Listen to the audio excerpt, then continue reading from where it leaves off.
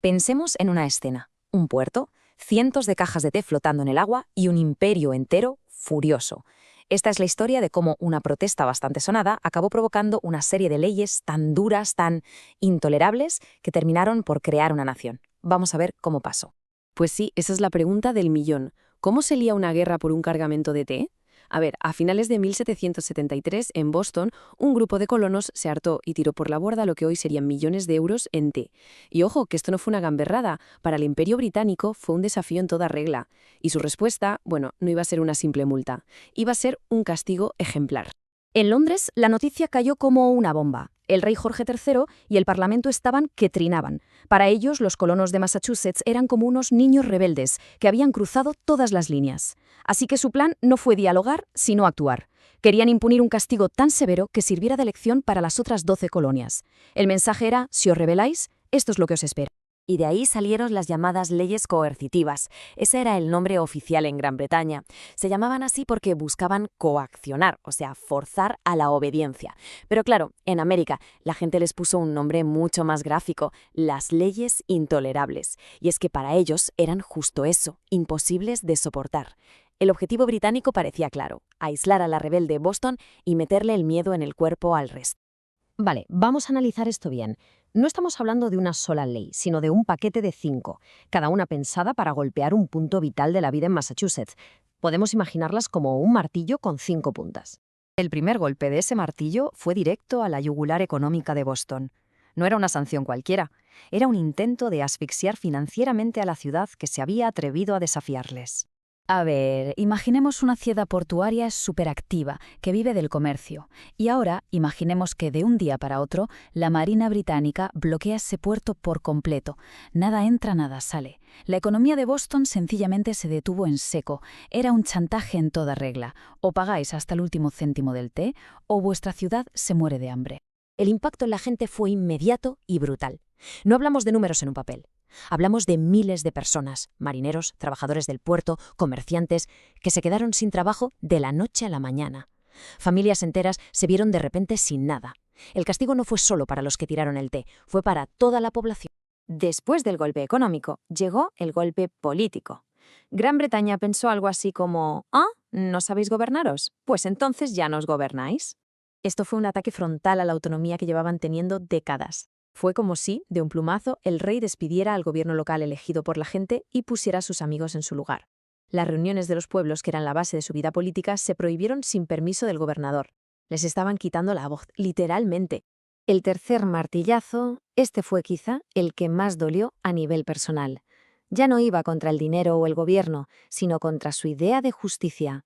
Para los colonos, esta ley era básicamente una licencia para que los oficiales británicos hicieran lo que quisieran. Fijaos qué nombre le pusieron: la ley del asesinato. ¿Por qué algo tan fuerte? Pues porque esta ley decía que si un oficial británico era acusado de un crimen grave, como un asesinato, podía ser enviado a Gran Bretaña para ser juzgado. Los colonos estaban convencidos de que allí, en casa, siempre saldría absuelto. El mensaje que recibían era terrible. Un soldado británico podía matar a un colono y probablemente no le pasaría nada. La cuarta ley era más sutil, pero igual de agobiante. Buscaba que la presencia del ejército se sintiera en cada rincón, a todas horas. Era una forma de control psicológico, un recordatorio constante de quién estaba al mando. Esta ley, la de acuartelamiento, metía al ejército británico hasta en la sopa. Obligaba a los colonos a dar alojamiento a los soldados en edificios vacíos, graneros, posadas.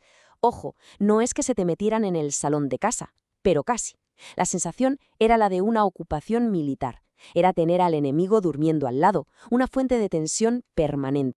Y la quinta pieza, la última, fue la más astuta y, paradójicamente, la que más consiguió unir a las colonias.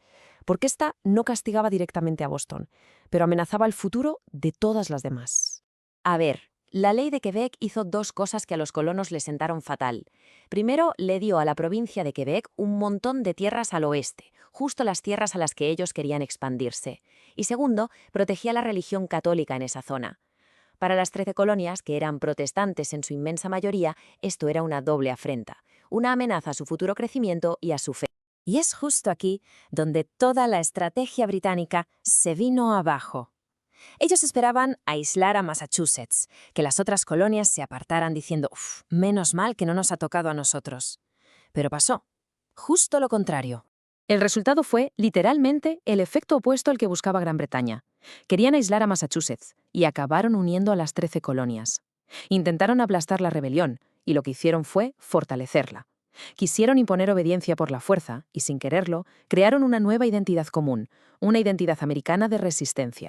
De repente se desató una ola de solidaridad increíble. Las colonias, que hasta entonces iban cada una a lo suyo, se volcaron con Boston.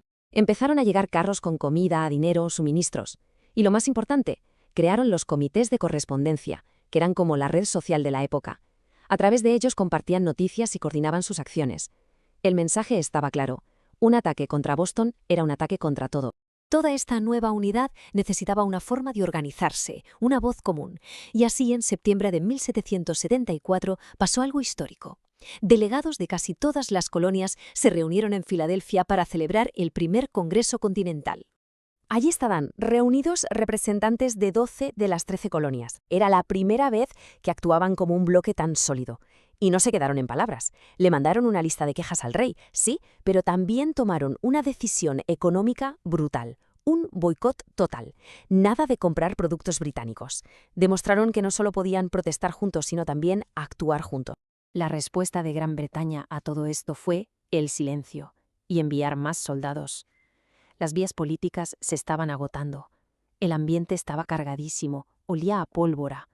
Las colonias entendieron que tenían que prepararse para lo peor. A partir de aquí, todo se aceleró de una forma vertiginosa. La gente normal, granjeros, artesanos, empezaron a formar milicias y a entrenar en secreto. Surgieron los famosos Minutemen, unidades que tenían que estar listas para combatir en un minuto. Empezaron a esconder armas y pólvora. La tensión era máxima, solo faltaba una chispa. Y esa chispa saltó en abril de 1775, cuando los soldados británicos fueron a confiscar unas armas y sonaron los primeros disparos en Lexington y Concord. La guerra de independencia había comenzado. Así que, si nos quedamos con una idea, que sea esta. Las leyes intolerables fueron un fracaso estrepitoso como medida de castigo.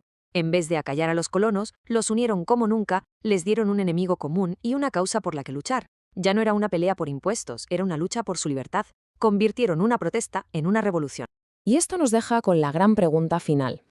Al intentar demostrar su poder de una forma tan aplastante, ¿cometió Gran Bretaña el error de cálculo que, a la larga, le costaría a sus colonias más importantes y provocaría el nacimiento de los Estados Unidos? Una pregunta que, desde luego, da para pensar.